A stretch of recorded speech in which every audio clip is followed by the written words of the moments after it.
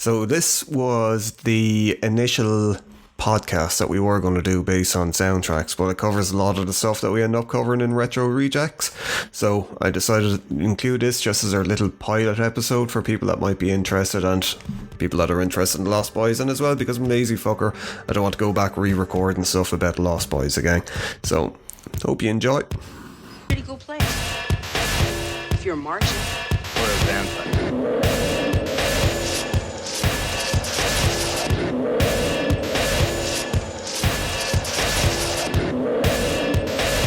Get yourself a good shot.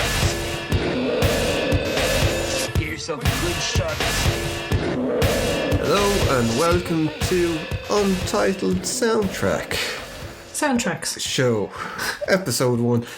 Basically, this new show that we have, we're going to be talking about some of our favourite and probably more unusual soundtracks that people mightn't be too familiar with. And we're getting started with something that someone should, or well, people should be familiar with.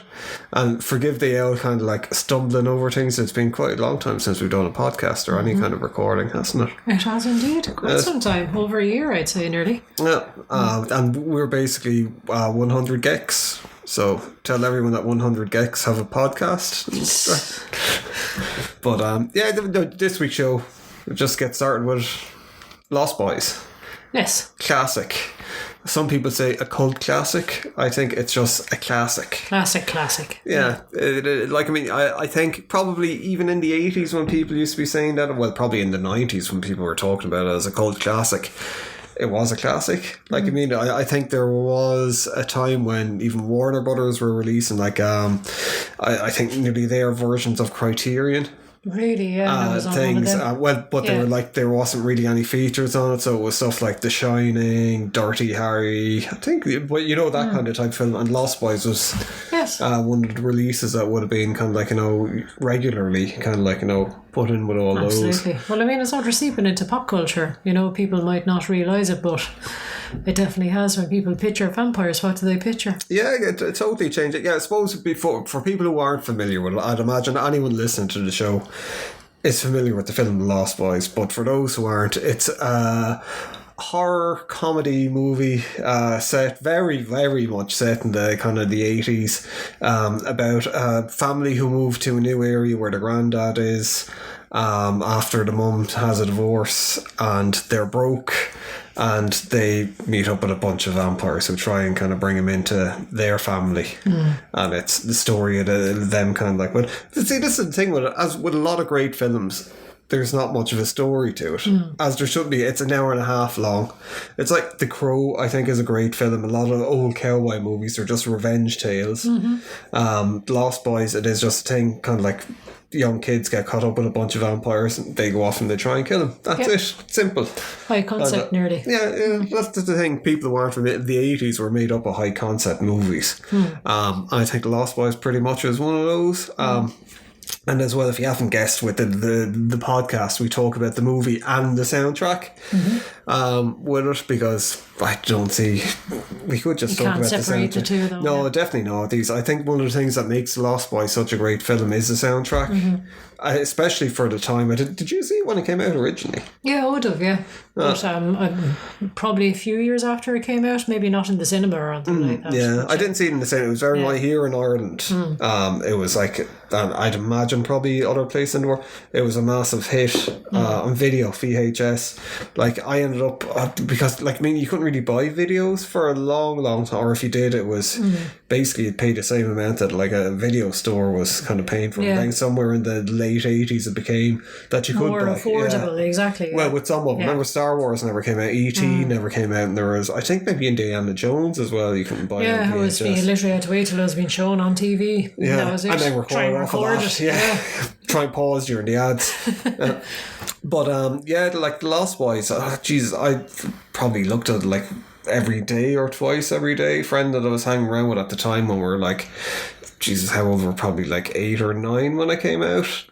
Like we watched it religiously. We used to act it out the whole time, play out kind of stories around Lost Boys, draw up comics based on it. But like we weren't like the two weird kids that were into. It's not like we were fucking Columbine shooters or anything like that. Kind of. But you were weird kids in fairness. But no, but like it was just big. It was like everyone like was big into the Lost Boys. Like originally it was going to be a Goonies type movie.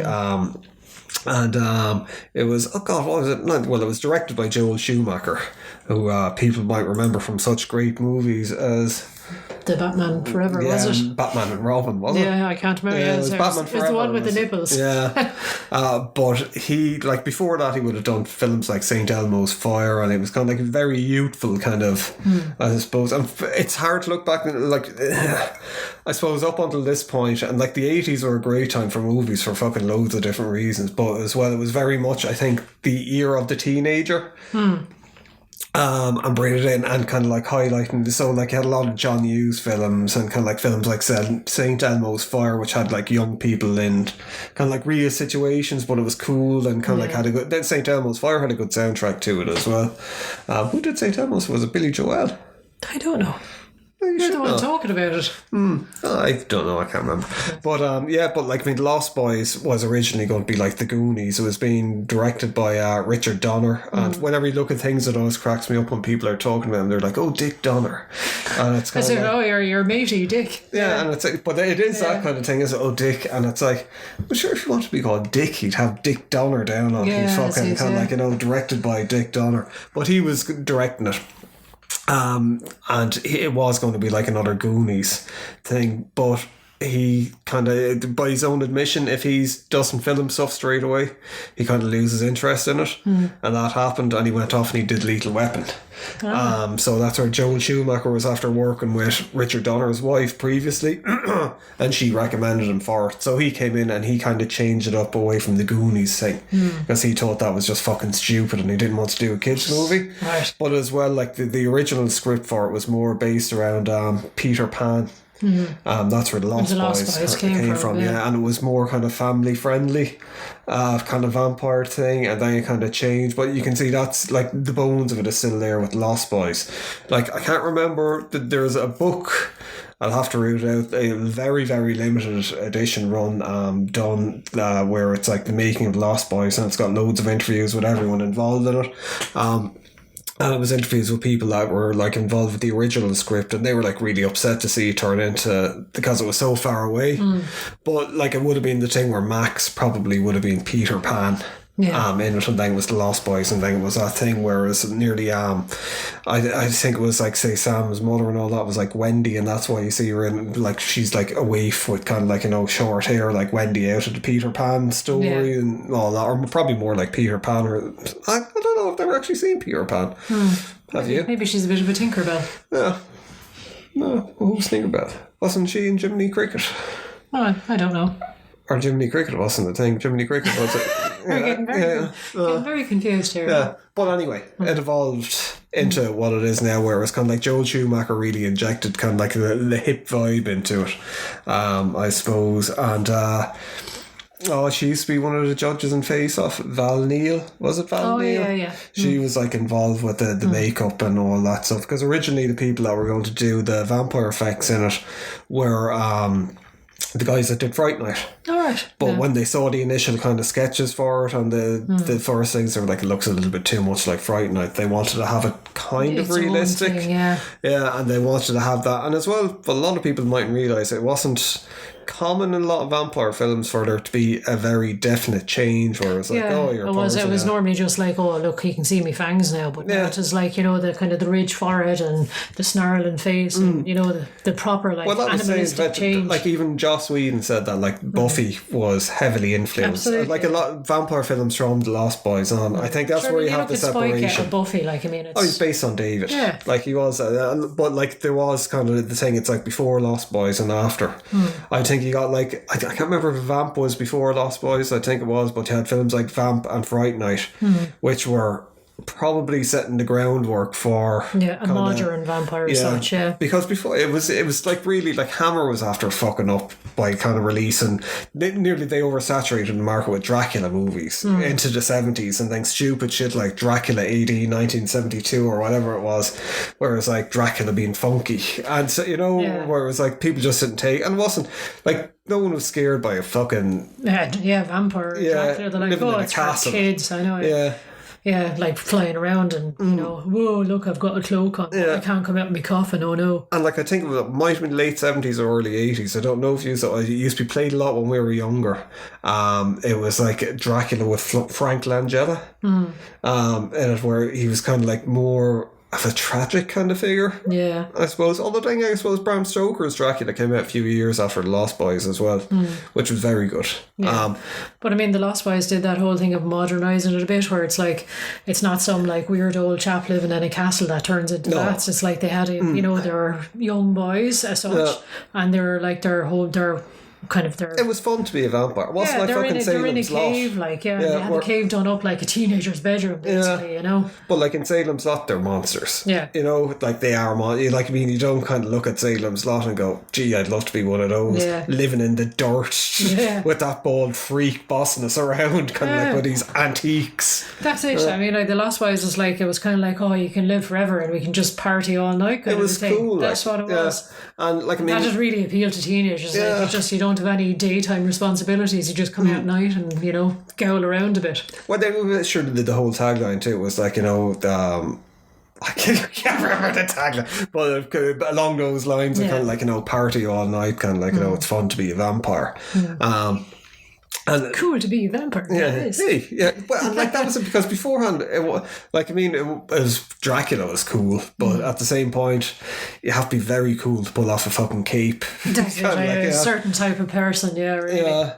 Whereas these were all sort of like leather jackets and riding motorcycles and spiked it was hair. like excessive, like it was too beyond the point. But I think one of the big things that was the cast as well. Like, I mean, they've tried. Like, I think there's a reason why they never remade it, and why every time they kind of seem to try and remake it doesn't work.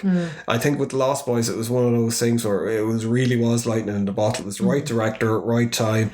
They had like a crew of people that were like really dedicated, that were kind of like trying new things, like with the makeup, the vampire effects. They had the right people in each of the roles as well. They had the right leads, like there was great chemistry between them all. Like, without fucking going through every single one of them, kind of say like Kiefer Sutherland as David at the time. He was apparently a bit of a prick. kind of which cocky kind of prick, suits the character, He had a lot of charisma. Like, I didn't realise it was like he's got probably the least amount of lines in the whole movie, apart from kind of Michael, which he probably says 100 times. Yeah, he just broods around a bit looking cool, doesn't he? That's all. But like, apparently he very much was like the leader of the Lost Boys, kind of like off the set. And this is the whole thing. I think whatever was going on with all of them as kids away from the movie, it kind of probably spilled out into the movie, so that kind of chemistry was there. Jason Patric as David, or Michael, him and Corey Haim got on extremely well. Corey Haim, apparently he was just like, not wild, but like he would have been, I think, 15 or 16, but he was hanging out with all the older kids while doing stuff he probably shouldn't have been doing at that age. And they were all like, wow, he's kind of cool. Because I think there was a story in the book that one night the cops got called to their hotel when they were having a party in there, and he managed to kind of like talk the cops out of doing anything about it, and the cops were like, oh, carry on and enjoy yourself, and they're all like, my god, like he's fucking this charismatic little guy. And I think that it was around this time Corey Feldman started doing drugs. Like, Corey Feldman would have been a well-established actor at this time, in his own right. And for anyone, I'm not going to get into it because it'll just sound like a dickhead, but Corey Feldman's book, his biography, I can't remember what the fuck it's a kind of a corny title. I would urge people to listen to the audiobook version of that, which he narrates. Now, the guy has had a fucking a rough life. Very up and down life. There's been a lot of abuse, or alleged abuse, from his kind of point at him, from like family members, people outside, it's not a kind of, but like, I mean, it does highlight what probably happens to a lot of child actors and things over there. But like, the book, he narrates it in such a way that when he's talking about his mother, he puts on his mother's voice and then he shoots back to himself. So he's acting all the parts, basically. Yeah. So it will be kind of like, his mother kind of like, you dirty little shit, kind of like, and he'd be like, but mom. And it's entertaining. If it wasn't, it's I know not. It wasn't so tragic. Yeah, if it wasn't so tragic, it'd be funny. It was funny when you're listening to because of the acting, but like he was established at the time as that. Now apparently he was a little bit of a kind of a shit on set as well. Now from his point of view, he wasn't. There was bits where like Joel Schumacher savaged him for like being late on set. There was one scene that they were shooting where they were after killing one of the Marco down in the cave, and they had like a tight turnaround for it, and he disappeared. Apparently he was off like smoking weed or doing cocaine or something. No, he would have been 16 at the time. I know, yeah. So he was really late, and his point was, I wasn't doing that. It took me really long to wash off all the gunk off me and get back. But I don't know. It's just different stories.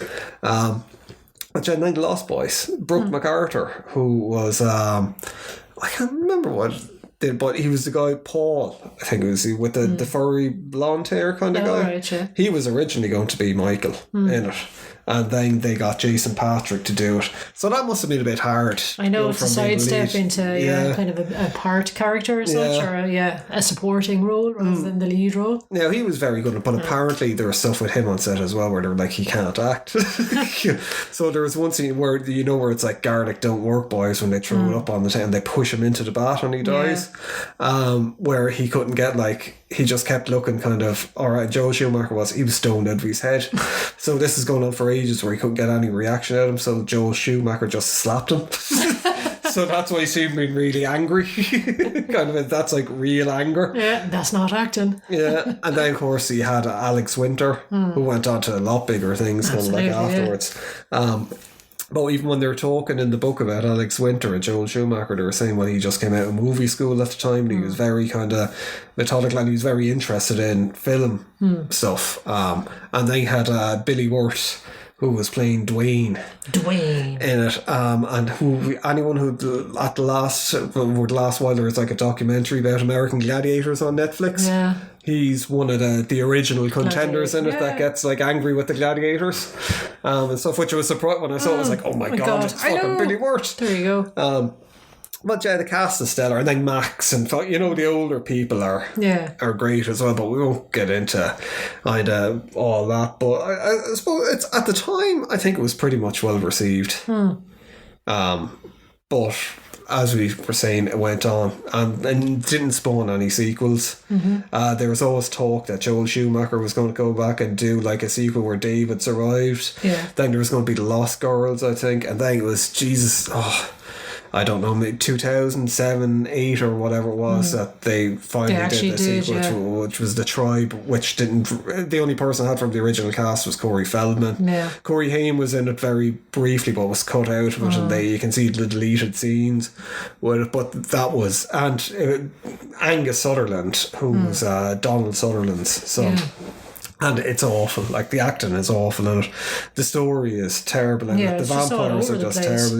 The Lost Boys or the Tribe in it, they're just like asshole jocks. Yeah, pretty much. Whereas kind of like they kind of are in the other one, but they're kind of they're the weird outsiders that everyone wanted to be friends with, kind of, they're kind of cool, But you could see that they were like, maybe they were whereas with these, they're like, no, these are like, why would you want to hang around with them? They're horrible fucking people. Like, there is no redeeming characteristics, and then the leads in it as well, which I think were meant to be Star and David's children, but they kind of had to change it because they were meant to be dead in a car crash. And then that kind of changed in the next one, which the Thirst, which I thought was alright.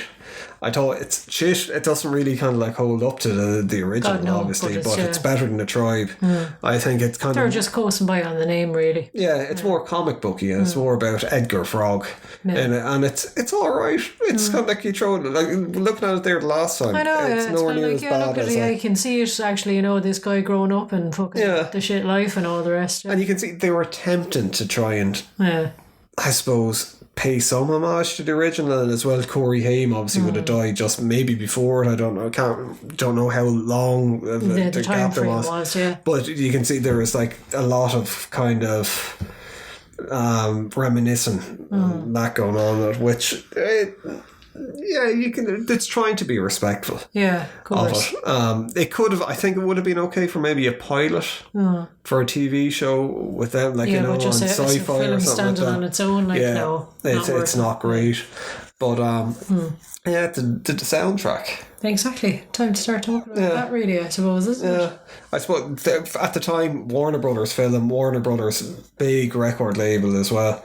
So, as was the thing, a lot of the time in the 80s, probably into the 90s as well, movie studios, this is why big part of the podcast, why I kind of particularly like soundtracks. It was like, say, it was nearly kind of like your only kind of way of having a playlist other than kind of like taping stuff off the radio, but like for bands that you mightn't have heard, that'd be bigger or stuff bands that wasn't your typical, like, no, that's what I'll call music. So it's like kind of a cool collection of curated bands. Exactly. So like say with the Lost Boys soundtrack, there's a lot of bands on it that didn't go on to listen to ever again, but it was rock at the time. It was kind of like, it was heavy rock. Other things like I suppose we get into like Scream and all these soundtracks that came out years later would have introduced people to, was it Scream? I think it was Scream that introduced people to Linkin Park.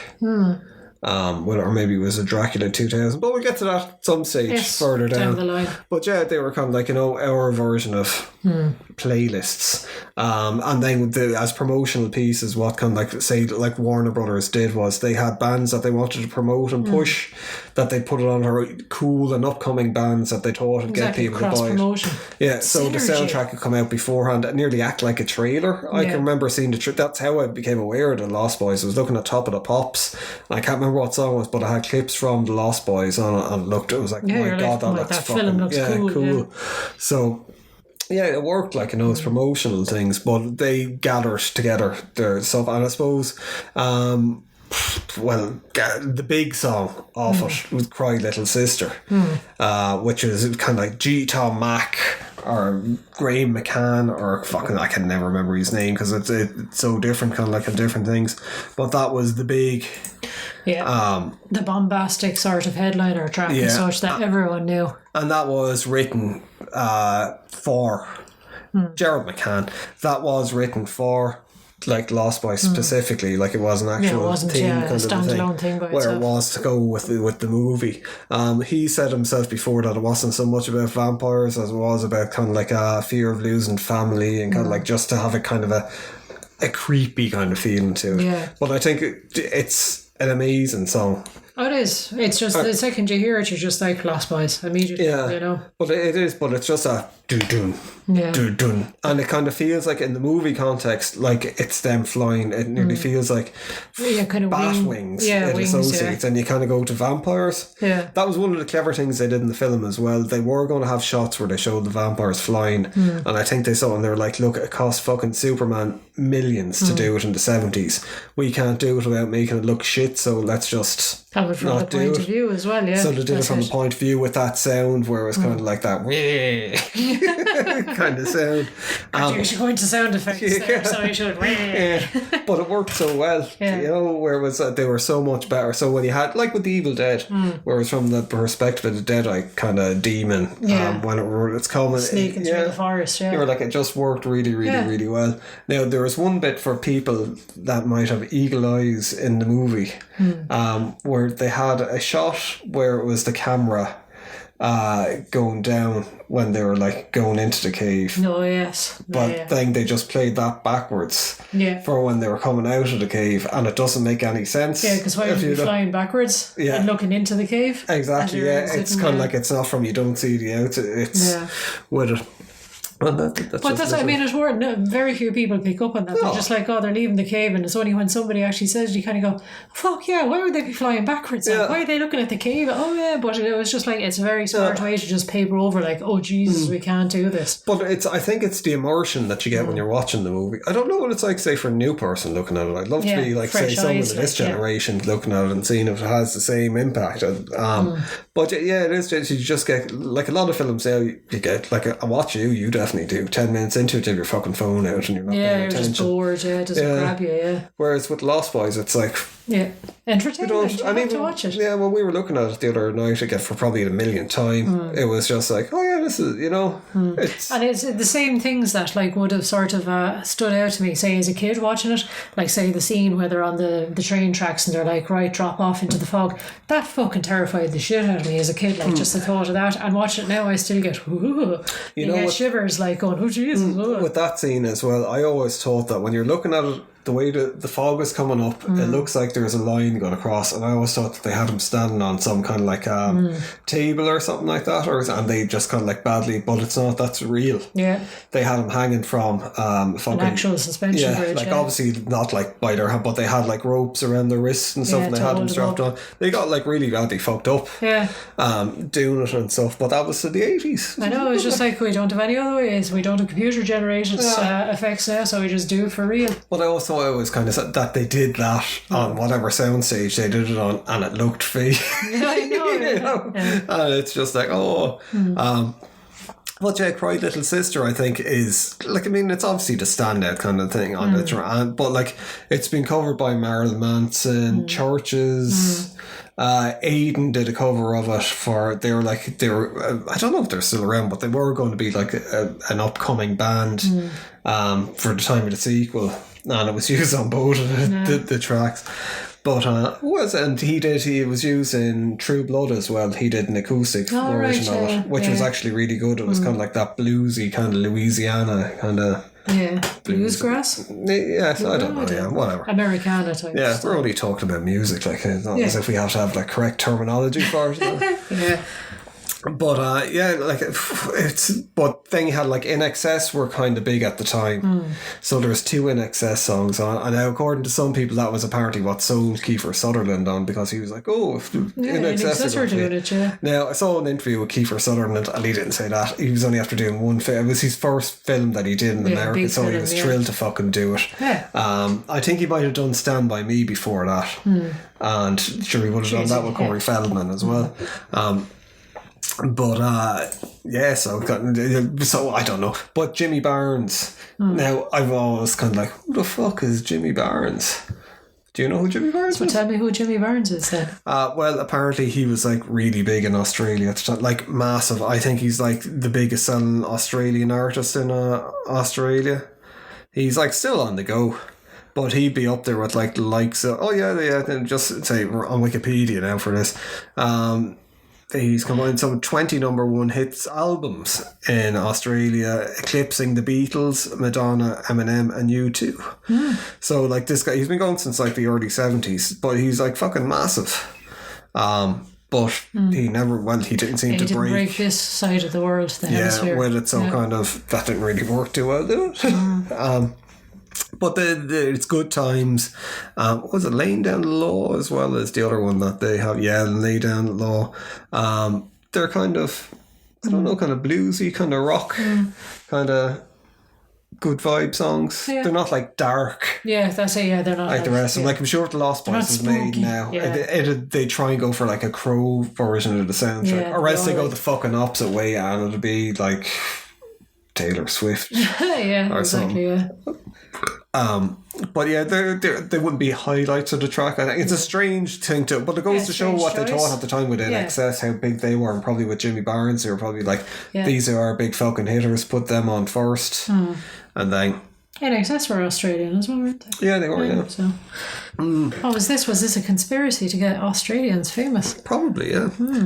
But like, probably my favourite song off the album, other than Cry Little Sister, and I think for what a lot of people would have associated with, definitely Lou Gramm, who sang it and put it together. Who's Lou Gramm, for people who don't know, is the singer from Foreigner. Yeah. So, like, I mean, that would have been a big... Foreigner were massive at the time as well. So to get him to do a song on the album was fairly big. But Lost in the Shadows, and that was, I think...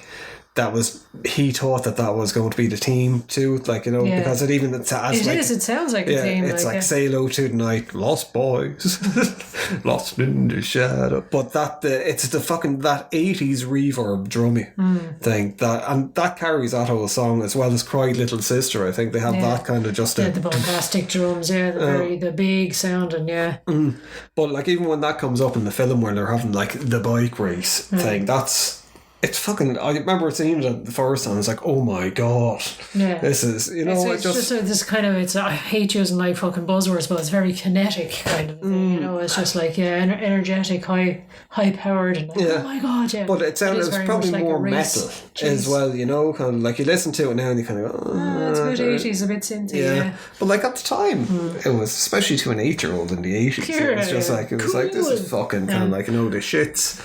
And then what's not the shit? It was that they had it was going to be like for the closing song, but I think they closed it out with People Are Strange, didn't they? They did, and People Are Strange played was the intro as well, when they were like showing Santa Carla. That's it, when it was establishing shot kind of thing. And fun fact is what anyone that listened to anything about Lost was, you know, Santa Carla, real place Santa Cruz, murder capital of the world. They were asked please don't use her name, so they changed it to Santa Carla. It was called murder capital of the world at the time, not because there was like a load of people, well, there was people being murdered, but there was a couple of serial killers that were just after caught, I think the year before, and might have been 3 of them, which I suppose is... That's a lot. Yeah, it's a fair few.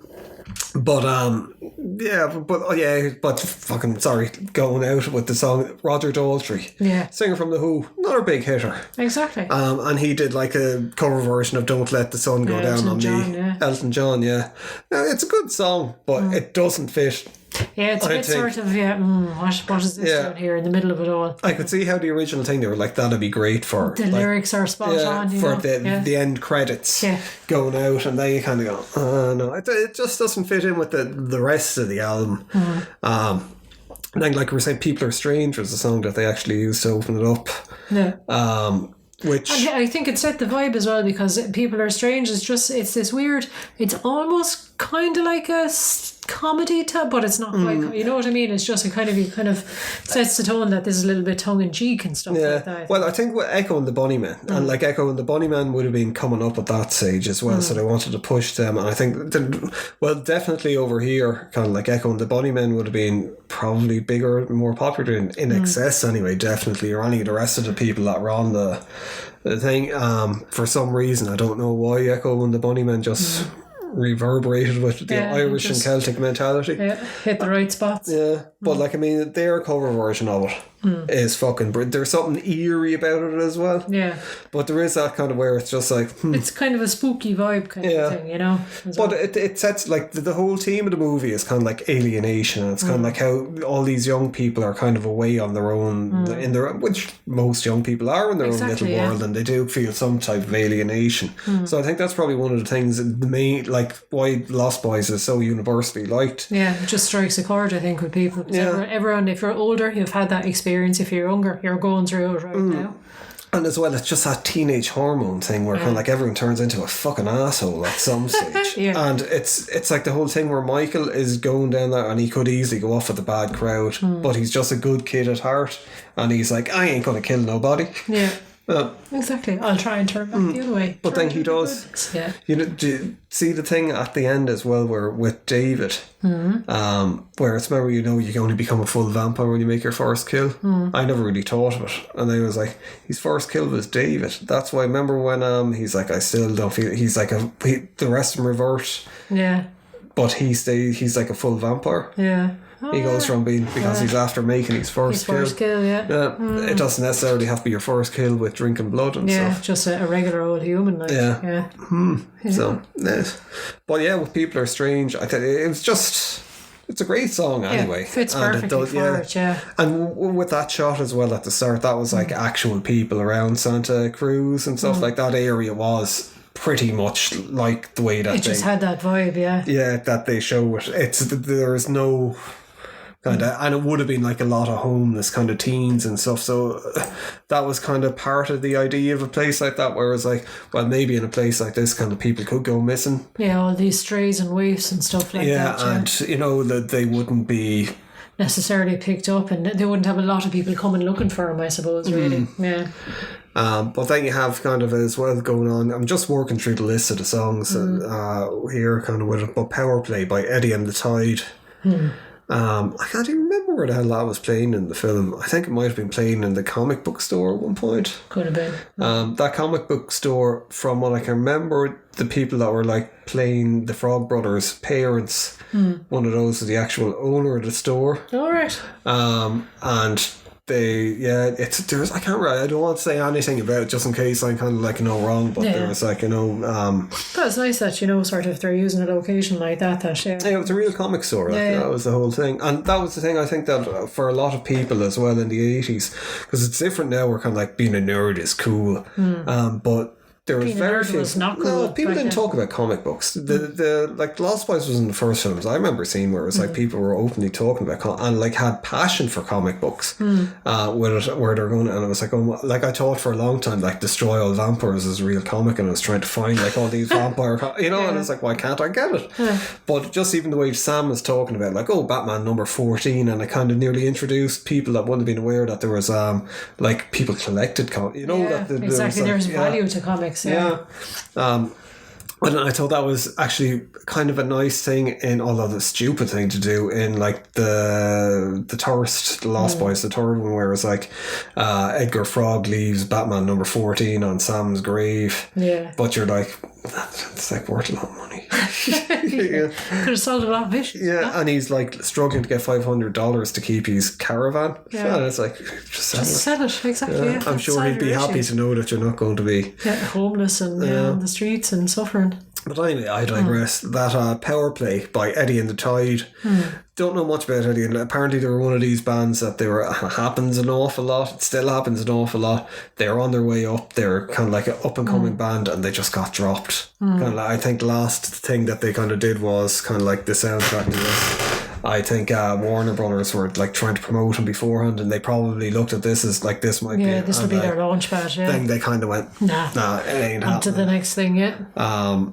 With it, and then probably the biggest song, the biggest highlight apart from Cry Little Sister, and probably the most visually striking, and that people who know the Lost Boys, or people that don't even know the Lost Boys, they probably have seen this. There's Tim Capello, which I still believe it was the song was originally by The Call, and it was a little bit more kind of doomy, kind of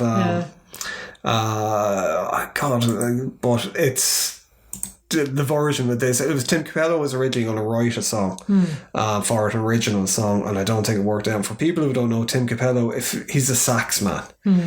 He's a big muscly guy with chains around him that like plays in Lost Boys, but as well he popped up a version of him. Remember in SNL they did Sergio? That was John Hamm was doing that, wasn't it? And it's like, that's probably, if people don't know where they know him from, they'll have seen the SNL skit or something like that, and they'll be like, Jesus, I'm the sex man. And there's like, he's popped up in like there's a lot of different, like I can't think of the different, but people making references to where you will have like, I mean, say Gunship have, but he's like on the song with them, and that's not like, that's a homage to where he plays like the sax in it, and he's in the new song as well. But like with Tim, and prominent in the video as well. Very prominent.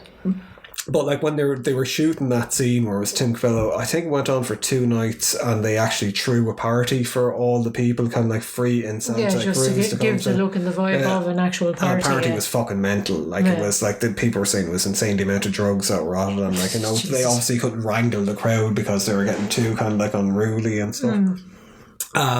So, and of course, Laddie, who was the little young vampire in it, he kind of like, I think your woman who played Star was very protective of him. There was like one story where she like, ended up nearly getting into a fight with people that was like offering him weed or something like that. But yeah, that scene with Tim Capello, he like really got into before that. Like this guy had a fucking really interesting life. it's not like they just picked this guy off the street or anything Russell like Bell that. guy, and pretended to play the sax, as would happen in a lot of places. Yeah, like I mean, he played for Peter Gabriel, Tina Turner as well, wasn't it? Originally he was I think it was a pianist for Billy Crystal when he was doing his stand-up routine. He used to kind of play one. But yeah, Tina Turner was where he became known with the saxophone. But before that, he was well-known musician. He played with a lot of big people. I think he might have played with Clapton as well and a few other people. But they got him in to do the whole thing, and he came with the costume on, and they were like, all right. Fair enough if you want to wear a weird leather codpiece and chains. Oh yeah, that was the thing, is because like he was built like Arnold Schwarzenegger, so that was really unusual to see musicians like that as well in the 80s. But he was a heroin addict years before, and he kind of wanted to come off the heroin, and he got into bodybuilding. And he's still fucking, like, you see him in the new, I was going to say Power Glove, fucking Go Ship video, or Gunship Gunship video, and he's still built like he's kind of like an old dude now. Well, I mean, it's 30, 40 years later, and he's still, still fucking good, like. But he's a fantastic musician, like. He really, really is. But one of the stories in the book about him was, they were saying that when he came along, I think it was Val Neal was saying that it was he kind of turned around and said to him after, like, the first night, he was like, I'm bits, I fucking don't know if I can carry on. They were like, why? He was after getting his cock pierced. And it was like chafing and like tearing on because he was wearing the really tight kind of thing. And they were like, what the fuck did you do that for? Like, he was like, I thought kind of for the character. And they were like, who's going to be seeing it? Yeah, don't get that in on screen, so please. I think they took it out and stuff. And he was like, but it was just like fucking... What a bizarre attitude. I think he saw this as he's kind of, he's very theatrical. Like, I have a funny feeling he was in Mad Max Beyond Thunderdome. Oh no, maybe he just did it in tracks. I don't know, maybe he did. But it was just such an odd thing to have, like, this saxophone player all oiled up and covered in chains and like spandex and a fucking codpiece. It's like, you don't expect your saxophone players to look like that. No, but it was very much part of the 80s as well, where you kind of, like, even at the time, but I don't ever seem to remember looking at it at the time kind of going, that looks out of place. Yeah, you're just like, oh yeah, that should happen there. Yeah, it just fit the whole aesthetics, and it was kind of like, oh, what a cool kind of place that they're just like having sax parties. Now apparently he shows up in the comics that are like meant to be a direct sequel as the Believer. I haven't read the comics. I must see if they have like a collected version of him. But as he's got like a big role in it, whatever that is. So I don't know. I should have a look at that then. Yes, we'll have a look at it. Well, I will. Yes. And then, Thomas Newman does To the Shock of Miss Louise, which is kind of like the team for the kind of like the Boardwalk team, I suppose. Which I remember even at the time listening to that, and I was like, what the fuck is this doing on this? It just kind of nearly drops out of the blue, ruins it. Yeah. Kind of it's just the one they had at the end of it, but the whole thing is if you're listening on fucking tape, which I would have been at the time, or on vinyl, you kind of you let it play through. This is the thing as well for people that are going off listen to the soundtrack, or if you want to listen to it. This is, I think, one of the things against streaming. None of the streaming services have it all on it. Like YouTube, you get people who are after uploading it on YouTube, alright, but there's no like official version. There's a lot of songs that aren't on. Like Roger Daltrey's one isn't on it.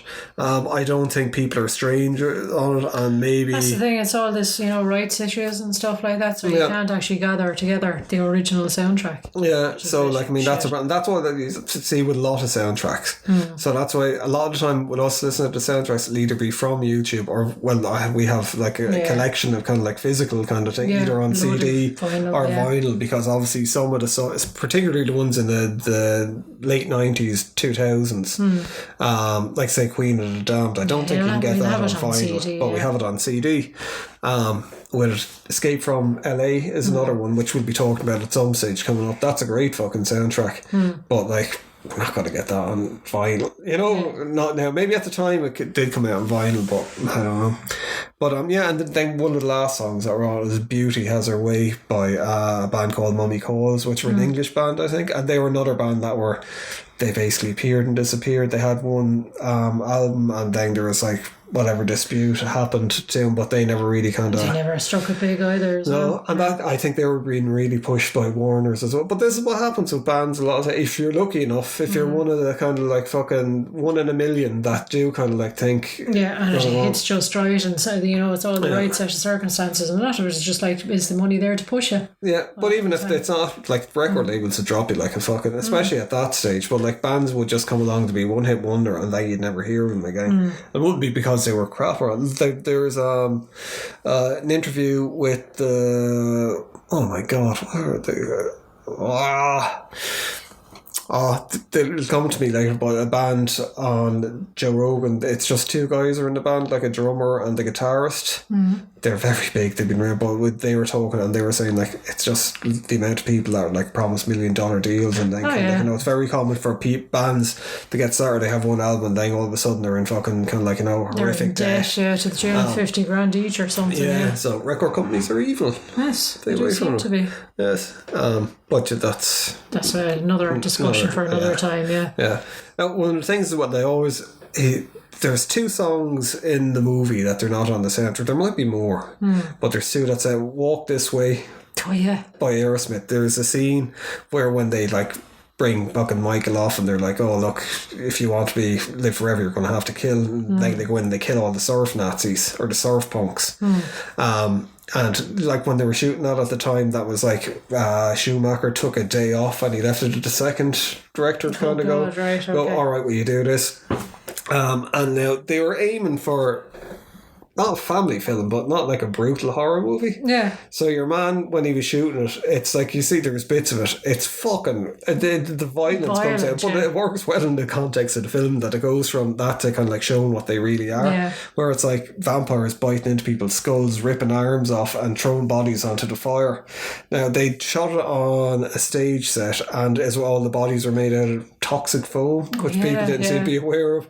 They threw it on the fire and they had to clear out the whole set. People getting poisoned. This is the thing, apparently they weren't very popular on the sets of Warner Brothers at the time. There was a whole thing with the flies as well. Oh god, yeah. Probably you won't see it in the film because you can't see it. Flies don't show up on screen. That's the trouble. They thought that there should be hundreds, thousands of flies in the cave to show that. Which makes sense, There's all, you know, sort of bits of bones and blood or whatever lying around. But they didn't show it, and as well, how are you going to get flies to stay in one area? So basically, for like about a month, Warner Brothers sets were infested with flies. Yeah. Like you can't really gather them all, but you can't go, come here, flies, come on now. Well, they had a maggot wrangler. That's true, I suppose, Imagine having that in your CV. Maggot wrangler. By day. But yeah, there was "Walk This Way," which I can see what they probably couldn't get the rights for Aerosmith, the rights for like the soundtrack. But I remember at the time I was like, oh my god, like why couldn't I loved that was the first time I heard "Walk This Way" kind of when I was a kid. And then there was when Sam is in the bat. Oh yeah, he's singing his little song. Yeah, I can't remember what the song is, but it's kind of like I suppose an old blues song, or kind of like all that I have in my head is "Tutti Frutti" over Rudy. That's right. It sounds a bit like that. Yeah. But yes, that is not. Might see if I go trying to look it up now, it'll be kind of like, you know, an hour later. Yeah, you'd be like humming and hawing going, what was it called? But I don't know. How would you rate the soundtrack? Well, this is the trouble, because there's a couple of standout songs which would be like, oh my god, 10 out of 10, but then there's a couple of others who are like, Jesus, just get rid of that, you're dragging it down. So I suppose overall, probably 8 out of 10. That's a lot higher than I thought you'd. I'd give it. I don't know, probably just for Cry Little Sister, to be honest with you. Yeah. I suppose it's a big song. Yeah, this is something that we could do, actually, keep a scoreboard going along. So you give it an 8. I think, you know, as much as I love it, I think I'd give it an 8 as well. I don't think I'd give it higher, because it is like that. There's like Cry Little Sister, Lost in the Shadows. People Are Strange, and I quite like that Beauty Has Her Way. I think that's an unusual song. It kind of nearly to a point, it kind of nearly reminds me of some of the kind of the Manchester band stuff. Oh, right, yeah. Like like the Smiths, or not the Smiths, the other fellas that did, like, you know, I Want to Be Adored. Stone Roses. Stone Roses, yeah. So, it has that kind of vibe fellas. to it, yeah. They weren't even at the same time. But had that kind of like indie rock kind of thing to it. But yeah, I think 8, so I suppose we'd give it like, so the average is 8 out of 10 on it. And it's number 1 on our leaderboard. Yes, until we get more. Yeah. But yeah, I think it's people, if you haven't listened to it, well worth a listen. Well worth, and the film is well worth a watch if you haven't seen it. I think what we probably covered is, it's something that I'm most familiar with. Like, I mean, a lot of those soundtracks in the 80s, they were a big deal when they were being released. And it's not really that much of a thing anymore kind of with soundtracks. But it was like fucking massively hyped at the time. I think it's really important as well because it was one of the first films that I can remember seeing where it was like the music played that much of an important role, and not the score to it, because I think up until that point as well, a lot of films are just scores, and they weren't actually selecting tracks to actually play and be almost a character in their own right. But even like John Hughes films, like, I mean, you'd think about The Breakfast Club. It's really just the end where it has kind of like the fucking "Don't You Forget About Me" kind of, for and people remember those bits, but throughout most of the rest of the film was a score, and that's where it was. They'd have maybe 1 or 2 tracks really heavily associated with it, but like with Lost Boys, the music gave it that energy, gave it that youthful vibe. It was everywhere. Like I don't think there was really many quiet points, where definitely not when there was young people around where they were there's always a party. Yeah, the score itself is good as well, but the score has that kind of like Cry Little Sister kind of like thing kind of running through it. But so do you have anything else to add? No, just as I said, if you haven't seen the film or listened to the soundtrack, go do it. What are you waiting for? And how have you not at this stage? But yeah, I suppose that rounds up this week's show. Be sure to, we don't really have any social set up yet, but we'll let you know. Kind of like, just if you do like the show, kind of like subscribe, please. Or if you have any suggestions you'd like to hear chatted about. I'm not going to hammer on with this and kind of like other show, because I think if you like a show, of course you're going to subscribe. If you don't like it, you're not even at this point anyway. So I don't think you have to be doing call to actions. I'd like to think that if people are listening to this, they got some kind of modicum of intelligence to them. That they can bookmark or like or subscribe or whatever. Indeed. But yes, thank you for listening. It's thank much you very appreciated. And hopefully we can talk to you kind of like in the future. And kind of like, so. That's it. So cry little sister. Yes.